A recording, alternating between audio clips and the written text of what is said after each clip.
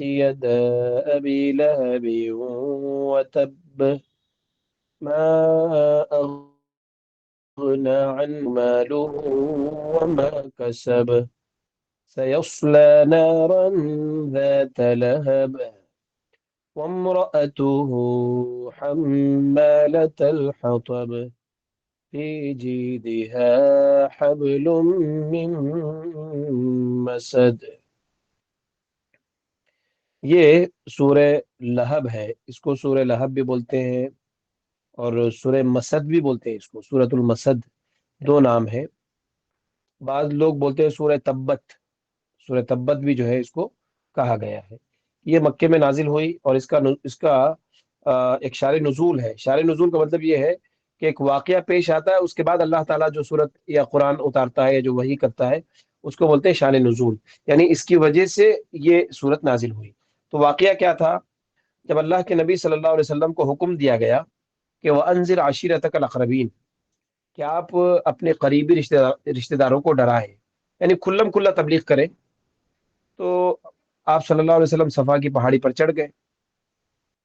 और आपको मालूम होगा कि मक्के वाले यानी अरब के लोग जब कोई इंपॉर्टेंट मैसेज देना होता था तो ऊंचाई पे खड़े हो जाते थे, पहाड़ पर या तोदे पर, कोई रेत का तोदा होता था उसके ऊपर खड़े होकर।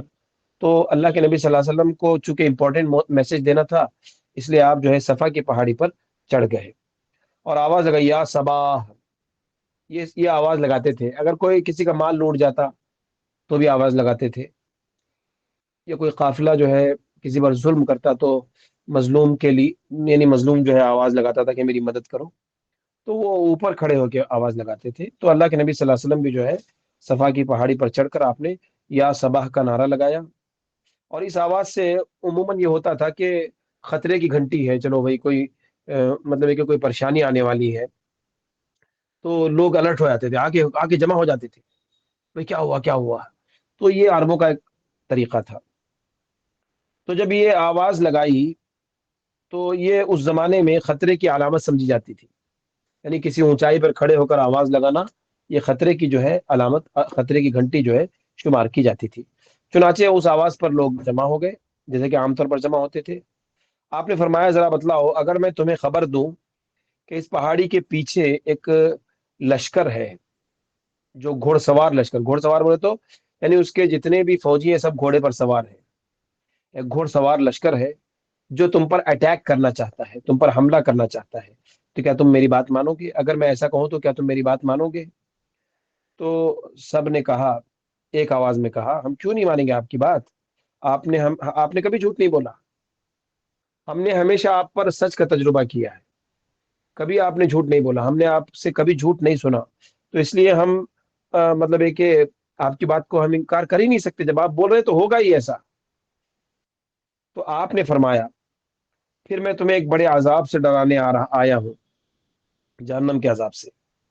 अगर तुम कुफ्र और शिर्क में मुब्तला रहे तो तुम अल्लाह के अजाब से नहीं बच पाओगे, जहन्नम की आग में जलोगे। ये बात बताई। तो उस वक्त जो है अबू लहब भी उस मजमे में मौजूद था। तो अबू लहब ने कहा, तब्बन लका, तेरा सत्यानाश हो, तेरे हाथ टूट जाएं, तू बर्बाद हो। तब्बन लका अलिहाजा जमातना, क्या तुमने इसीलिए हमको जमा किया था, ये बात बताने के लिए? यानी बहुत हिकारत से, बहुत ही रूडली, बदतमीजी का, यानी रूडली अंदाज से, रूड अंदाज से जो है अबू लहब ने अल्लाह के नबी से खिताब किया, बड़ी बदतमीजी की, बड़ी गुस्ताखी की, मिसबिहेव किया और गाली भी दी।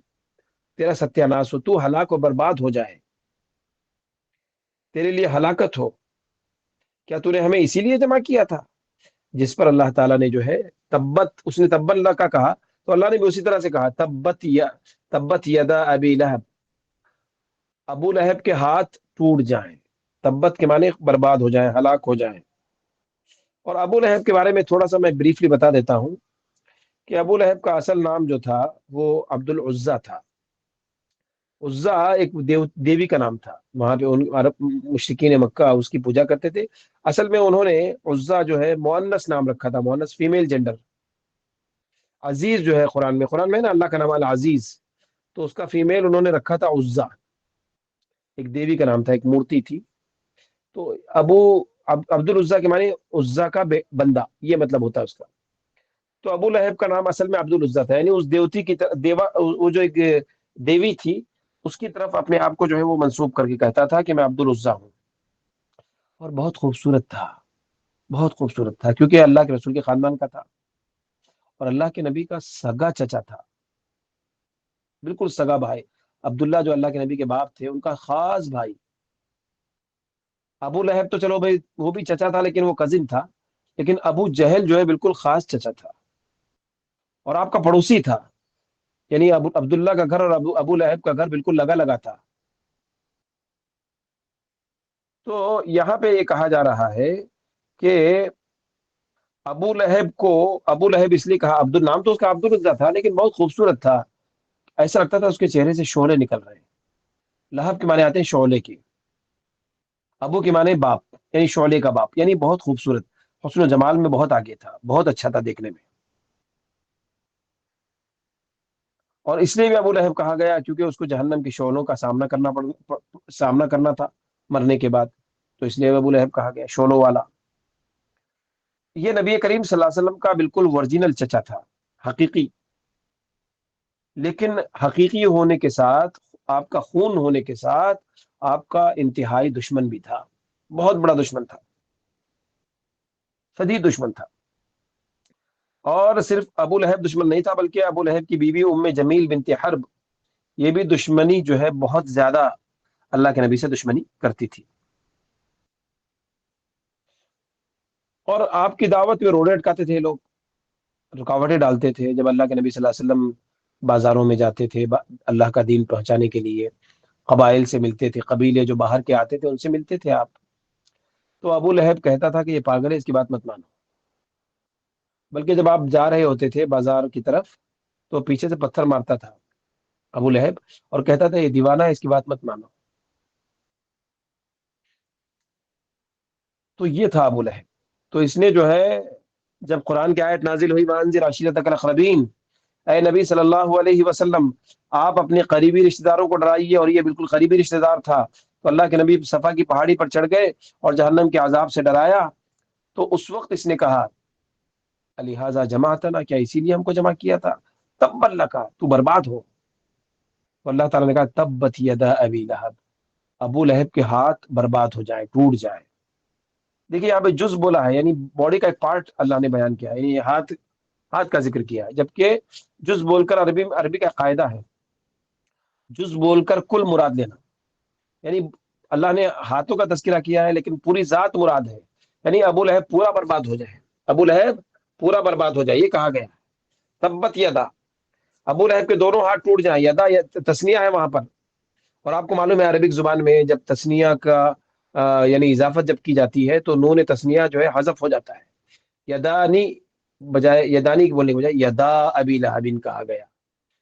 ابی لہب جو ہے حالت جر میں ہے کیونکہ مضاف الیہ ہے، اور ابن کا معلوم ہے کہ حالت جر میں ابی ہوگا، حالت رفع میں ابو ہوگا، اور حالت نصب میں ابا ہوگا، ہے کہ نہیں؟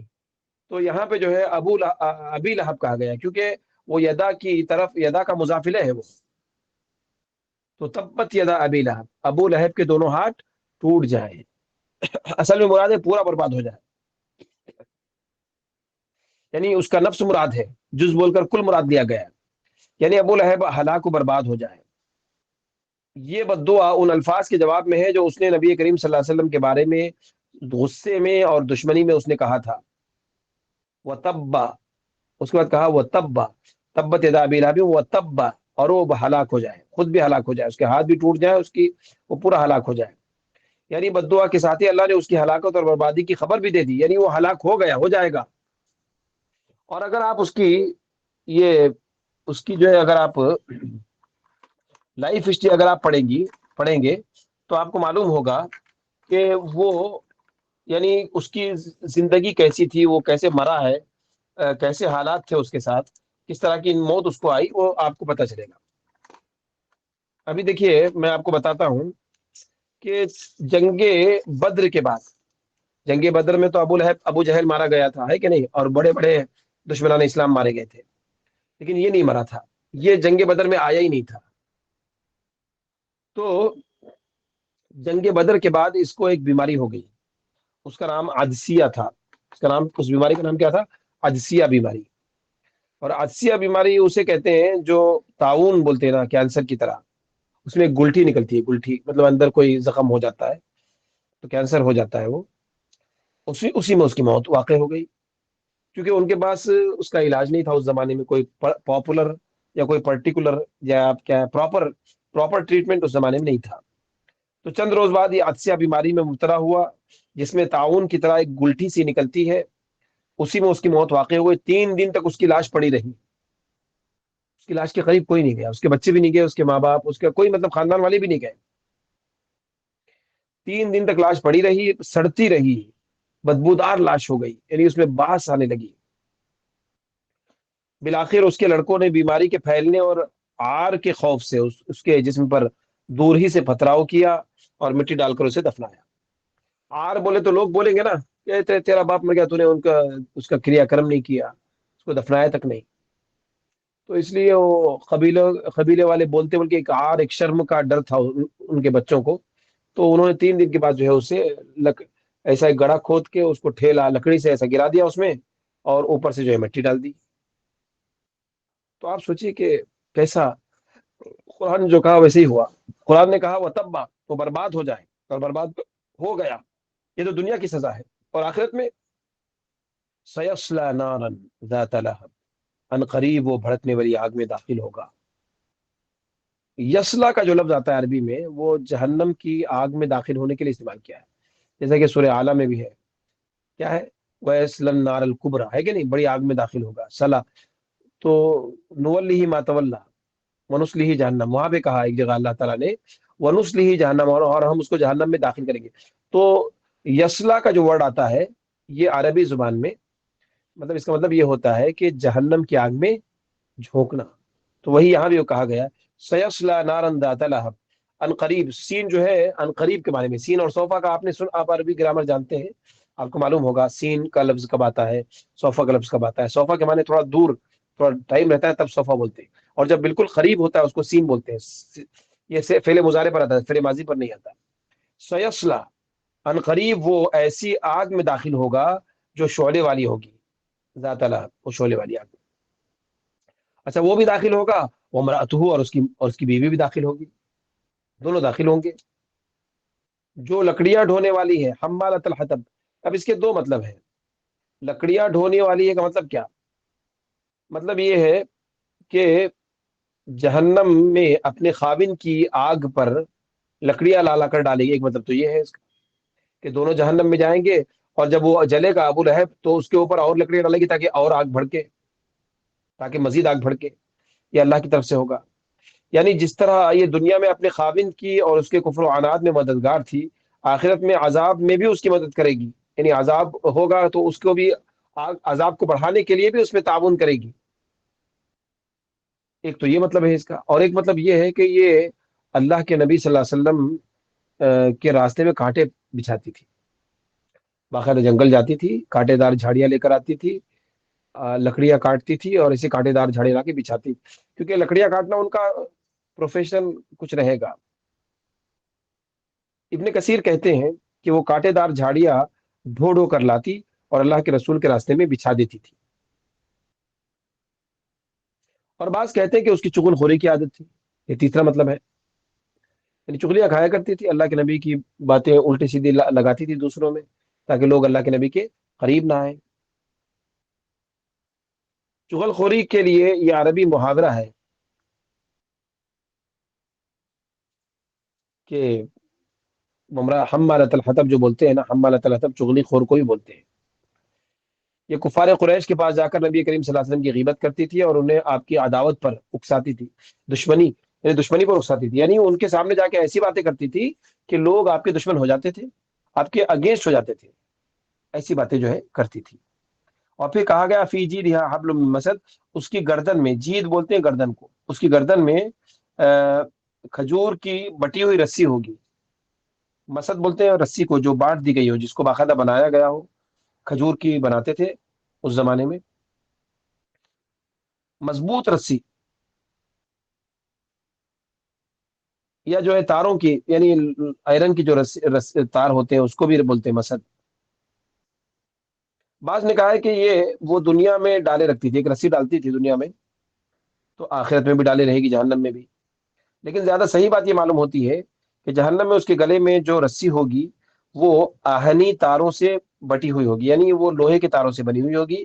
مسد سے تشبیہ اس کی شدت اور مضبوطی کو واضح کرنے کے لیے دی گئی ہے، یعنی مسد اس لیے کہا گیا ہے کہ اللہ کا عذاب جو ہے، اللہ کا عذاب اتنا آسان نہیں ہوگا وہاں پر، اس کے لیے اللہ کا عذاب آسان نہیں ہوگا۔ تو اللہ کے عذاب سے دوچار ہوگی، اللہ کے عذاب سے دوچار ہوگی، اور اس کی گردن میں رسی پڑی ہوئی ہوگی، جو رسی مضبوط آہینی بولے تو لوہے کے تاروں کی بنی ہوئی رسی پڑی ہوگی، اور اس سے اور لوگ پہچان لیں گے کہ یہ ابو لہب کی بیوی ہے، کیونکہ قرآن میں جو ایمان والے تو اس کے بارے میں پڑھتے ہیں نا، ابھی میں پڑھ رہا ہوں، آپ پڑھ رہے ہیں، تو ہم لوگ جان جائیں گے، اگر ہم لوگ مطلب ہے کہ جنت میں جائیں گے، اللہ ہمیں جنت نصیب کرے ہم سب کو، تو جنت سے ہم کو نظارہ کرایا جائے گا جہنم کا، تو ہم دیکھیں گے کہ اس میں وہ جل رہی ہے، یا اگر ہم خواہش کریں گے جنت میں جانے کے بعد تو اللہ تعالیٰ ہمیں دکھائے گا کہ دیکھو ابو لہب کی بیوی جل رہی ہے، تو یہ عذاب اس کو ہوگا، یہ عذاب جو ہے اس کو ہوگا۔ تو یہ سورہ لہب ہے، اس میں ابو لہب کی فیملی کے بارے میں اور اس کو کیا عذاب دنیا میں ہوا، آخرت میں کیا ہوگا، سب بتایا گیا ہے۔ تو اس میں ہمارے لیے بہت عبرت ہے کہ ہم ایمان والوں کو ستائے نہ، اگر کوئی آدمی دعوت کا کام کر رہا ہے تو اس کے لیے اڑچن نہ بنے، ہم کسی کی غیبت نہ کریں، یہ سب اس سے مورل جو اسٹوری حاصل ہوتی ہے، مورل جو چیز حاصل ہوتی ہے وہ یہ ہے کہ ہم دعوت کا کام کریں، اور دعوت کا کام جب کریں گے تو لوگ دشمنی کریں گے، بد دعا دیں گے، تو ہمیں بد دعا نہیں دینی چاہیے، ہم کو اپنا کام جاری رکھنا چاہیے، اور لوگ غیبت کریں گے، کرنے تو ان کو ان کا جو ہے انجام ان کے ساتھ ہوگا، اگر وہ غیبت کریں گے تو اس کی سزا ان کو ملے گی۔ تو بہرحال یہ جو ہے مطلب اس میں بہت ساری ہمارے لیے ہدایتیں ہیں اس صورت میں۔ پہلی ہدایت ہے کہ ہم کو دعوت دین کا کام کرنا چاہیے، اور دوسری یہ بات ہم کو اس سے معلوم ہوتی ہے اس صورت سے کہ ہمارے دشمن پیدا ہوں گے، اگر ہم دعوت کا کام کریں گے تو ہمیں صبر کرنا ہوگا، اور ہمیں جو ہے دشمن ہمارے خلاف بغاوت کریں گے، ہمارے اگینسٹ جائیں گے، ہماری غیبت کریں گے، لوگوں کو اکسائیں گے ہماری دشمنی پر۔ تو اس طرح کا سچویشن جو اللہ کے رسول کے زمانے میں کریٹ ہوا تھا، اسی طرح کا سچویشن آج بھی کریٹ ہوگا، تو ایسے دشمن ہوں گے تو اللہ تعالیٰ ان کو سخت سزا بھی دے گا، جیسے کہ ابو لہب کو دی دنیا میں بھی، اور آخرت میں بھی وہ جہنم میں چلے گا۔ تو یہ تمام باتیں ہم کو اس صورت سے معلوم ہوتی ہیں۔ تو آج کا سبق ہمارا یہاں پہ ختم ہوتا ہے، کوئی اگر ڈاؤٹ ہو تو آپ ضرور پوچھیے، اس کے بعد ہمارا نیکسٹ کلاس جو ہے کل عربی کتاب رہے گا انشاءاللہ۔ جی کوئی سوال ہے؟